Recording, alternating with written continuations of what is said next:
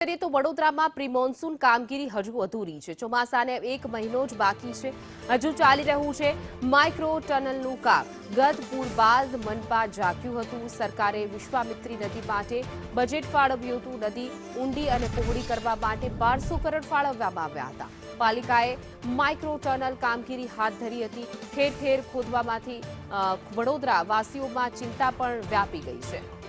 વધુ વિગતો સાથે અમારા સંવાદદાતા કૃણાલ શર્મા જોડાઈ ગયા છે। જી કૃણાલ, દર વર્ષે જોઈએ છે ચોમાસામાં વડોદરાની હાલત કેવી થાય છે, ત્યારબાદ વિશ્વામિત્રીને ઊંડી કરવા માટે બજેટ ફાળવવામાં આવે છે। 1 વર્ષ જેટલો સમય વીત્યો છે, તેમ છતાં હજુ કામ પૂર્ણ નથી થયું।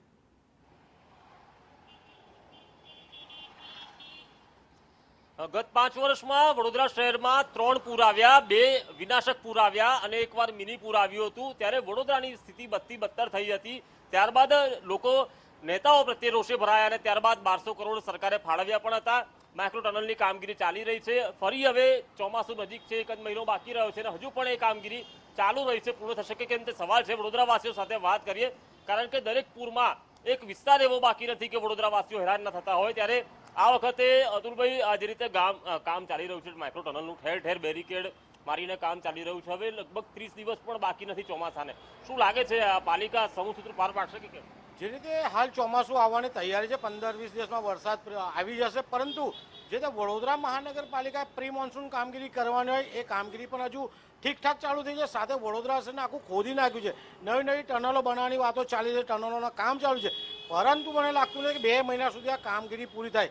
જો વરસાદ પડી ગયો અને ધોધમાર વરસાદ બી પડશે કે ઓછો વરસાદ પડશે, લોકોને અવર જવરમાં મુશ્કેલીઓ પડશે, લોકો ખાડામાં ખાબકશે, મૃત્યુ પણ થશે। સાથે સાથે વડોદરા મહાનગરપાલિકાનો એક નિયમ પણ છે, સરકારનો પણ નિયમ છે કે ચોમાસું આવતા પહેલાં કોઈ ખાડા ખોદવા નહીં, પરંતુ હાલમાં પણ લોકો કોર્પોરેશન નવા ખાડા ખોદી રહે છે, નવા કામો લઈ રહે છે। તો કમિશનરનું ધ્યાન ક્યાં છે? ખાલી ગરબા અહીંયા નથી રમવાના, આ વડોદરા શહેરના નાગરિક જે વેરો ભરીને વળતર આપવાનું છે। ગયા ચોમાસામાં જેટલે લોકો હેરાન થયા, વડોદરા અડધું ડૂબી ગયું, અડધાથી ઉપર લોકો જમવાનું ના મળ્યું, પીવાનું પાણી ના મળ્યું। શું આ વર્ષે એવી જ પરિસ્થિતિ સર્જાશે? એટલે ક્યાંક ને ક્યાંક વડોદરા મહાનગરપાલિકાના ડ્રેનેજ વિભાગોએ, બીજા અન્ય વિભાગોએ સંકલન કરીને જે પણ કામગીરી ચાલી એને વહેલી પૂરી કરે તેવી માંગ છે। તમે તો આનંદનગરમાં રહો છો, ત્યાં તો પાળીઓ બનાવવામાં આવે છે ઘરમાં પાણી ન પ્રવેશે તે માટે, અને તમે લોકોએ પણ કામની માંગણી કરી હતી, ખાસ તમે જ માંગણી કરીને હાલ ત્યાં કામ ચાલુ છે, એ પણ અધૂરું છે। કામગીરી ચાલી રહી છે, પણ અધૂરી કામગીરી થશે, કારણ કે સામે ચોમાસું આવી ગયું છે અને કામગીરી અધૂરી જ થવાની છે, પૂરી નહીં થવાની। પણ ગઈ વખત કરતાં થોડું ઓછું નુકસાન થાય એવી ભગવાનને પ્રાર્થના છે। બીજો વિષય એવો કે જે પ્રી મોન્સૂન કામગીરી જે કોર્પોરેશનની આંખે દેખાવી જોઈએ લોકોને, તે દેખાતી નથી। આપણે હમણાં હાલ રાવપુરા રોડ પર ઉભેલા છે, જ્યાં ગાડી 4-4 ફૂટ 3-3 ફૂટ પાણી ભરાઈ જાય છે। તેના માટેની ફાઇલો છેલ્લા 10-10 વર્ષથી આજે ફાઇલોમાં જ છે। અધિકારીઓ દ્વારા વોર્ડમાંથી રજૂઆતો કરવામાં આવે છે, પણ કોઈ પણ જાતનો હજી એનો નિકાલ થયો નથી। બીજું કે જે ખાડા જે આજે પુશિંગ સિસ્ટમથી જે લાઈનો ખોદવામાં આવેલી છે, તે લાઈનોની સિસ્ટમ એવી છે કે આ જબરજસ્ત 15 બાય 20 બાયનો ખાડો ખોદવાનો, તેની વચ્ચે મેનહોલ બનાવવાનો અને એ જે ખાડા હોય એને પૂરવાના।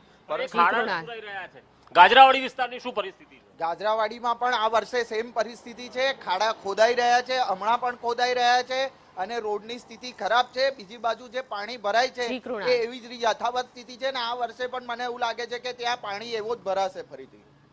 વડોદરાવાસીઓ એવું કહી રહ્યા છે કે ભલે કામગીરીનો દેખાડો કરાતો હોય, હજુ પણ કામગીરી અધૂરી છે ને હજુ પણ જો 4 થી 5 ઇંચ વરસાદ પડી જાય તો ફરી વડોદરા શહેરમાં શું પૂર આવશે કે કેમ, તેની ચિંતા હજુ પણ વડોદરાવાસીઓમાં જોવા મળી રહી છે। જી બિલકુલ કૃણાલ, અમારી સાથે જોડાવા બદલ આપનો આભાર।